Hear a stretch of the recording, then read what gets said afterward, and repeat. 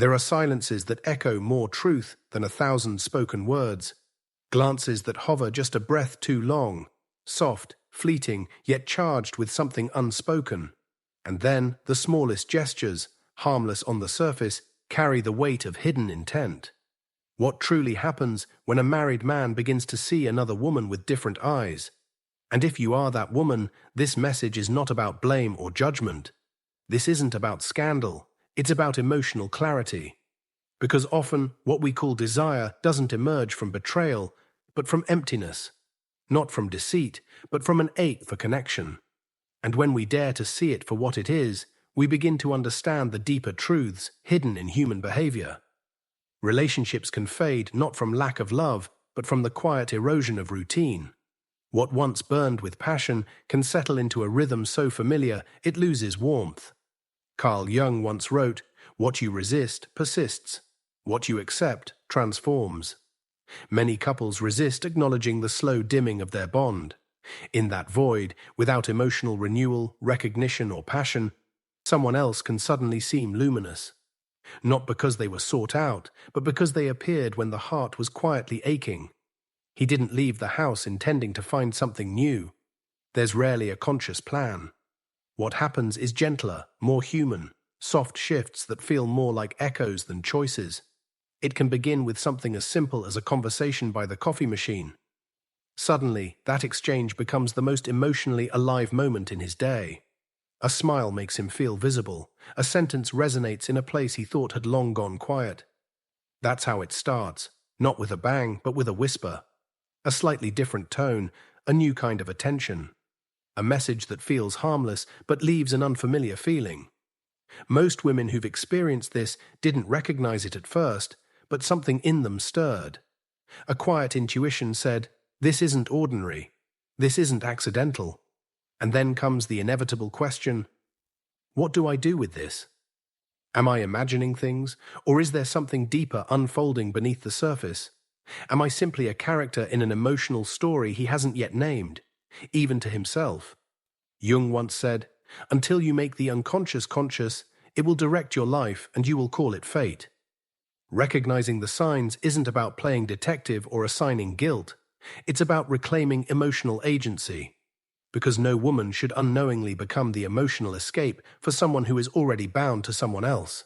In this video, we will explore 5 subtle yet meaningful signs that a married man may be emotionally drawn to you. Not to label or condemn, but to understand. We'll move forward with care, with empathy, and with honesty. Because these emotional shifts aren't always about seduction. They're about unmet needs and emotional resonance.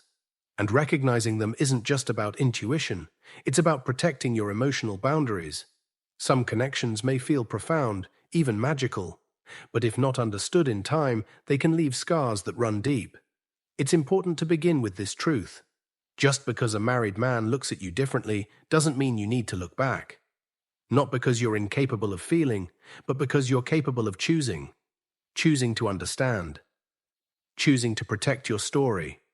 Sometimes, the most dangerous form of attraction isn't loud or dramatic. It's quiet. It comes dressed as attention, masked as kindness, rooted in longing.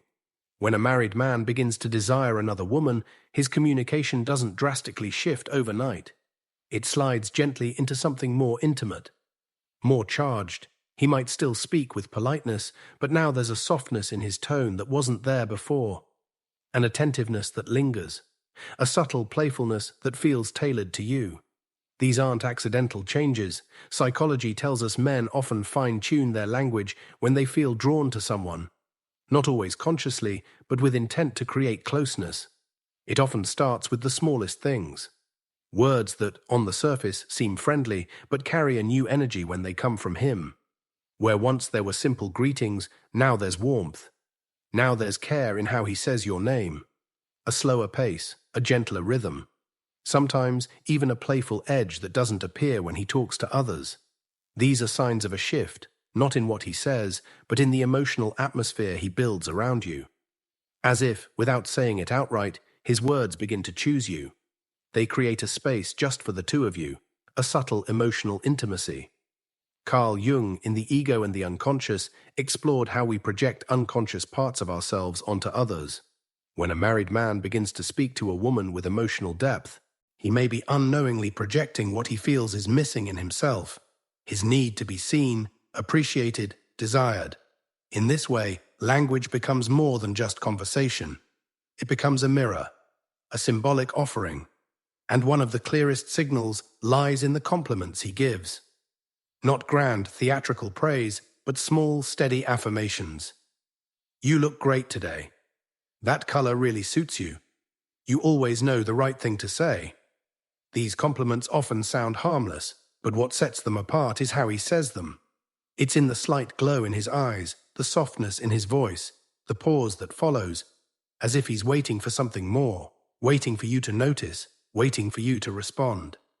And unlike the compliments he gives others, these feel personal, deliberate, exclusive. He's not just noticing your appearance, he's choosing you in a quiet, symbolic way. His words become emotional breadcrumbs, leading you toward a connection neither of you may fully understand yet. What he praises in you often reflects what he feels is absent in his life. Perhaps he hasn't felt attractive in his marriage for years. Perhaps he longs to be admired, to be seen not just as a husband or provider, but as a man. And in these moments, without even meaning to, you become his mirror, his emotional echo. One of the clearest signs of this shift is how often he reaches out, not because he needs something urgent, but because he wants to maintain the connection. He finds excuses to speak, asks questions he already knows the answer to, sends a meme, a song, a quote. Anything to keep that line between you alive, thin, steady, and growing. He starts to reach out, not just with words, but with feeling. The tone of his messages changes. They're no longer purely practical or mundane. Instead, they begin to carry a subtle warmth, a spark of intimacy. He tells you how his day went, not as a passing comment, but as if your knowing matters to him. He asks you questions about what you like, what you believe, how you feel. And this is where a quiet but profound threshold is crossed. Emotional intimacy. It never erupts suddenly. It accumulates gently. One message becomes 10. 10 become a ritual. The connection deepens, not through grand gestures, but through consistency. Slowly he starts to share the pieces of himself he no longer reveals at home. Maybe he mentions an argument with his wife, not dramatically, but with tired honesty. Or he confesses that he feels lost, uncertain, like he's just going through the motions of his life. And you listen, not just with your ears, but with your heart, because something in his vulnerability touches something in you. And you want to understand. But in that caring, something begins to form, an emotional bond. It's invisible, yes, but real. Real enough to change everything. Jung once said, "There is no greater illusion than believing we can separate emotion from thought." When a man begins to write to you with intentionality, when he chooses words not just to communicate, but to connect, you're already living inside a chamber of his mind. And that carries weight. Even the way he jokes with you begins to shift. There's more laughter, more inside references. A shared language is born. Nicknames, playful teasing, subtle flirtations wrapped in wit. At first it feels innocent. Then it feels familiar. Then it feels sacred. As if you're both building a hidden world, a small sanctuary of shared understanding. But this complicity, as beautiful as it may feel, is also dangerous, because it paints the illusion of purity over something that's already breached an emotional boundary. And once that boundary is crossed, returning is rarely simple. This is when you must become still and look closely, not at him, but at your own heart. Does he speak to everyone this way? Or are his words tailored only for you? Is his tone softer when he writes to you? Is his presence more frequent, more intentional? Is he reaching out just to talk, or to build something? With every message, does he make you feel chosen, special? Like you're no longer just someone in his orbit, but the very center of it? These questions aren't accusations. They're clarifiers. Because sometimes desire doesn't walk through the front door with flowers and declarations. Sometimes it slips quietly through the ears, through a phrase that stirs the soul, through a message that lingers. One of the most powerful signs is also the easiest to overlook. Response time. When he starts replying to you faster, even during hours he once reserved for silence. It's not coincidence. It's emotional priority. It isn't just about being polite, it's about where his focus lands when his heart is unguarded. You become the first thought, not the afterthought. And this is not about blame. It's about awareness. Because once you're emotionally entangled with someone who cannot fully offer themselves, pain is never far behind. You deserve clarity, not confusion. You deserve to know the truth of your role in someone's story, so you can choose wisely whether you want to play it. Communication, in this context, isn't merely practical. It's a mirror of something deeper. It's not casual. It's a symptom, a projection of a wound he may not even realize he's carrying. And you're being drawn into that wound. Maybe not physically, but emotionally. Sometimes desire doesn't come through looks or touches. It arrives softly, wrapped in words that reveal more than they should. And when a married man begins to confide in another woman, when he begins to tell her about his bad days, his sleepless nights, his anxieties, it's no longer a flirtation. It's emotional transference. It's a reshaping of connection. And though it may appear gentle, even harmless, it is anything but casual. These are not throwaway confessions. They are invitations. Invitations to witness a part of him that no one else sees. He begins to say the things he cannot say at home, not because he doesn't want to, but because he no longer feels safe doing so. He feels unseen, unheard, unheld. And then you arrive. The listener, the empath, the one who replies with softness, not sarcasm, with kindness, not critique, and unknowingly you become his sanctuary. Not a lover, not yet, but something deeper, his emotional refuge. Carl Jung once wrote, "Loneliness does not come from being alone, but from being unable to communicate the things that matter." When a man reaches that place, where the one who should hear him no longer does, he seeks a new listener. And sometimes that listener is you. At first, it's just daily recaps. Then deeper layers unfold, childhood memories, quiet fears, secret longings, thoughts he doesn't share with anyone else. He tells you about feeling invisible, about questioning everything, his choices, his marriage, his very place in the world. And again, you listen, because something in his pain touches something familiar in yours. You too have felt unseen. You too have craved connection. And in this shared space, intimacy blooms, not from seduction, but from shared solitude. He begins to see you as his mirror, his safe space, his emotional escape. But this too is no longer innocent. Because when a man shows you the parts of himself that no longer belong to his wife, he is elevating you, consciously or not, to a position of quiet power. You become the one who knows, the one who understands, the one who holds his truths. And in doing so, he gives you something sacred, a place in his inner world. And with that place comes responsibility. Because while he may say, "I've never told anyone this," or "with you I feel different," these words are not merely flattering. They are red flags fluttering in emotional winds. These are signals that your connection has shifted, that you're no longer just an acquaintance or even a friend. You are his confidant, his anchor, his escape hatch. And that's where you must be honest, with yourself. What space are you truly occupying in his life? Is it one born of sincerity, or are you patching holes in someone else's emotional home? Jung, in his Psychology of Transference, warned us, the heart is not neutral ground. Emotional projection is powerful. And once you become the canvas for someone else's unmet needs, it's not just his story you're living in. It's your peace that stands at risk. Many relationships, Jung reminds us, are born not from authentic love, but from projection. We don't truly see others as they are. Instead, we see them as reflections of ourselves. Our hopes, our fears, what we feel is missing. So when a married man opens up emotionally to you, it's possible he's not seeing you clearly, but rather an idealized version of what his life lacks. This kind of emotional openness can be a sweet but dangerous trap. Without realizing it, you start waiting for his messages, feeling a flutter of excitement when he shares something personal, worrying about him in ways you didn't before. You begin to open your world to him, and even without crossing any physical boundaries, you're already deeply involved. Emotional openness feels genuine, pure, and intoxicating.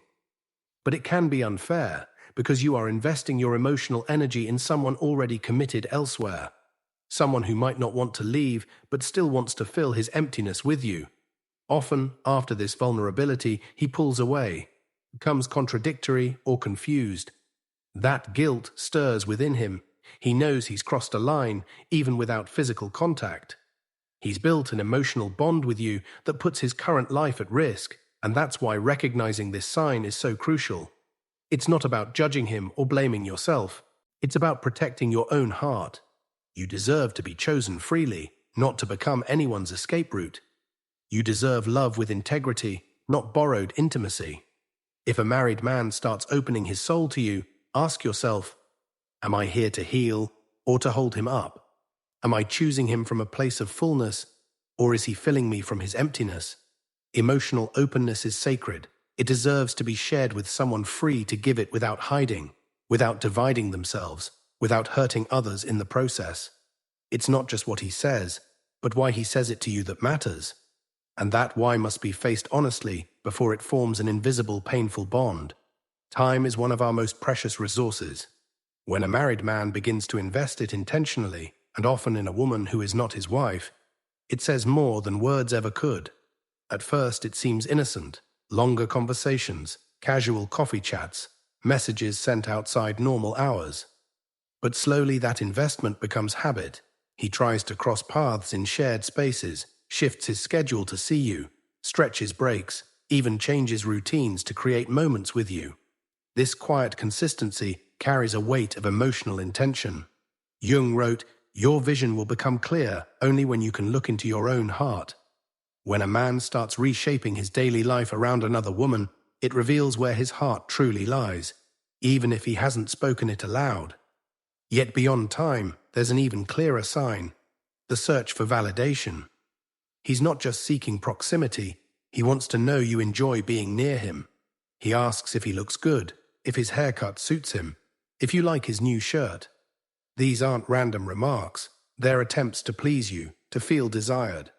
Sometimes he even changes himself based on what you say, his style, his music, his words. He's no longer just being himself, he's being himself for you. That transformation carries huge emotional power. It places him in your world, shaping his identity around your approval. He doesn't just desire you, he needs to feel desired by you. He craves your recognition to affirm his masculinity, his attractiveness, his worth. On the surface, it may seem romantic, but beneath lies a warning. You're beginning to carry the emotional weight that should belong to his partner. He's no longer seeking that recognition at home, but from you, and that burden can quickly become unsustainable. This time investment often involves conversations without real purpose. No urgent reason to talk, but he still messages, asking how you are, what you're doing, how your day is going. If you don't respond quickly, he seems unsettled. That consistency is no accident. He's working to keep the emotional connection alive. He may also use humor, memes, jokes, little anecdotes to make you laugh, to keep himself in your thoughts throughout the day. That steady, subtle presence forges a powerful emotional bond. Jung once said in Symbols of Transformation, "The meeting of two personalities is like the contact of two chemical substances. If there is any reaction, both are transformed." And that is exactly what happens. He changes his routine for you, and you start shaping your emotions around his presence. It's an invisible yet intense transformation. Sometimes his time investment comes disguised as helpfulness, offering rides, accompanying you on errands, always being available. It feels sweet, kind even. But look closer. It's charged with emotional intention. It's not mere generosity, it's a way to be present, to build closeness. And when jealousy surfaces, it's subtle but telling. He doesn't demand or confront, but he asks, "Who were you with? Did he message you? Do you hang out with that friend often?" He can't claim anything outright, but the idea of someone else sharing your attention unsettles him. This need for validation also shows in how sensitive he is to your reactions. Compliment him, and his face lights up. Ignore him, and he withdraws, becomes emotionally reactive, as if his entire emotional world now revolves around your attention. This isn't a game. It's a profound signal. You have become an emotional center for him, and even without physical contact, that implies a deep connection, one with weight, risks, and consequences. You're occupying the place that once belonged to his partner, the place of daily validation, emotional presence, and affectionate reinforcement. That's why it's essential to ask yourself, what kind of time is he really offering you? Is it stolen time, fragmented time, guilty time? Because while it may feel flattering that someone rearranges their routine for you, it might also mean they're quietly building a parallel story with you. And that kind of story rarely ends well. If a man hasn't first resolved what's broken in his life, whatever he builds with you will be based on escape, not choice. Time is love turned into action. Validation is desire turned into need. If he offers you both but cannot offer you freedom or truth, then you are not being chosen. You are being used emotionally, even if he doesn't realize it. And you deserve far more than that. You deserve a complete love, free and available, not a portion of time stolen from another story, not validation that fills someone else's emptiness, but a bond where you are the priority, not the escape. After all the signs, the language, the time, the body, the emotion, something unsettling arrives. Ambiguity. That moment when he, after being so close, so attentive, almost in love, suddenly pulls away. He grows cold, changes, and you're left wondering, what happened? This isn't uncommon. In fact, it's one of the most telling signs. Because when a married man begins to feel things he can't control, things he can't name without tearing his world apart, fear is triggered, guilt enters the picture, and where there was once connection, now there is contradiction. Today he speaks with tenderness. Tomorrow he acts like he doesn't know you. Today he seeks you out. Tomorrow he avoids you. This emotional dance isn't a direct rejection. It's a reflection of an inner conflict he doesn't know how to resolve. He loves the connection but fears the consequences, and that tension turns him into someone who doesn't know what to do with you, or with himself. Carl Jung wrote in The Ego and the Unconscious that a happy life is not achieved by eliminating conflict, but by confronting it. But many men don't confront the emotional conflict they've created. They avoid it. They pull away because getting closer would force them to face a truth they don't know how to handle. That they're feeling something real outside the bounds of where they're supposed to. And you're left trapped in that ambiguity. You don't know whether to continue or to walk away. Because even if there were no kisses, no touches, no promises, there was something planted, something that began to grow. And that hurts when it breaks. That's why the most important part isn't the signals he sends, it's what you choose to do with them. Recognizing that someone desires you doesn't mean you have to reciprocate. Understanding there's a connection doesn't mean that connection is healthy. Feeling something doesn't obligate you to act on it. This is where your true power lies. Emotional awareness, the power to choose from a place of maturity. Ask yourself not just what you're feeling, but what's really happening. Is he choosing you, or is he using you emotionally as an escape? Is he willing to face his truth with you, or does he just need temporary relief? Because desire is one thing, integrity is another. And you deserve to be part of a whole story, not a borrowed chapter from someone else's novel. Jung wrote in The Psychology of Transference, only what is made conscious can be transformed. Today you have the opportunity to see these signs with clarity, not with fear, not with judgment, but with truth. You deserve relationships where you don't have to guess if someone loves you, where you don't rely on ambiguous signals to feel valued, where you're not someone's emotional refuge because they lack the courage to fix what's broken in their life. You are worth more than intermittent attention. You are worth more than desire disguised as sweet words. You are worth a full, honest, mature, and free story. Don't settle for being someone's escape. Be the destination for someone who's truly ready to arrive. So ask yourself this final question. Are you receiving love, or just crumbs of connection?